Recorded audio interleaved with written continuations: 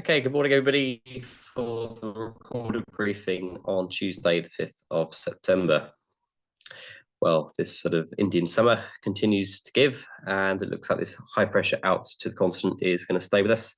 There is some low pressure out in the Bay of Biscay and into the Atlantic, but it seems to be staying put at the moment and not really affecting our weather as we continue to draw a southeasterly flow over the UK continental air mass.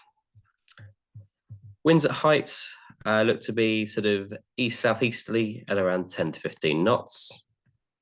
With the satellite picture over the UK just showing a little bit of mist and fog in isolated patches, but more widely across the UK, nice and bright, with very little in the way of significant weather.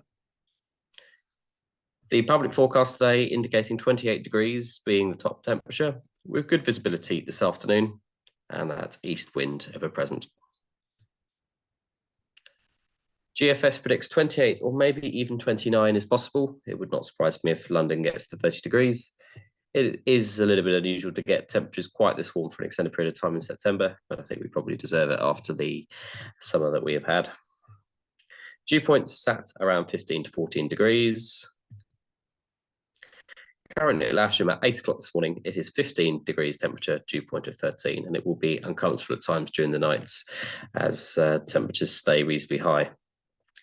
That's the picture outside at Lasham first thing, mist and fog quickly clearing to reveal a nice bright day. I'm afraid not too much in the way of cross-country potential today. This is quite a stable air mass we've got at the moment, southeasterlies generally are, and it will take quite a lot to heat up the atmosphere. Time of this presentation, the Larkhill sounding is not available, but it looks like it'll be unstoppable all morning and maybe only soarable in the afternoon. If we get around 28, 29 degrees up to around 2,500 to 3,000 feet. Better in the northwest, where you can see generally 3,000 to 3,500 feet over Wales, and much like that through the Midlands. But we're just sort of on the edge of where the temperatures will get to that level, as windward coasts down to our southeast will struggle. So your site forecast for them, weak thermals up to probably a maximum altitude of 3,000 to 3,500 feet.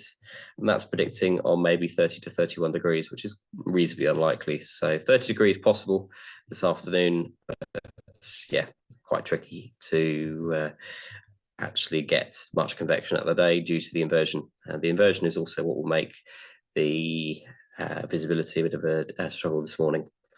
But generally, otherwise, it's looking nice and bright, good for training. Farnborough currently reporting at 8 o'clock in the morning, some haze, but as you can see there, few at 4.5, but more than likely cover okay for most of the day. Very less in the way of airspace. Western on the green is likely to be active, and paramotoring activity into Herefordshire. I don't think anybody's getting that far today, as well as paragliding activity on some of the white chalk horses in Berkshire and Wiltshire. And yeah, so western on the green likely to be active as well.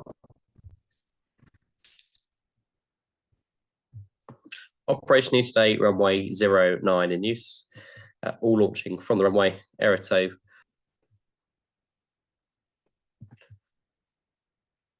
I'm going to be in this afternoon. I've got meetings this morning, so Mike Birch and Kevin Burns, staff instructors, will be keeping an eye on the operation. There are no movements that I'm aware of. And finally, just remember that our safety point of the week is fit to fly. And yeah, making sure that you have a look through those lists there every time you go flying, especially with the dehydration that is possible on day like today, or bad night's sleep with how warm it gets. Fatigue is probably, and hydration is one of those things that we need to consider.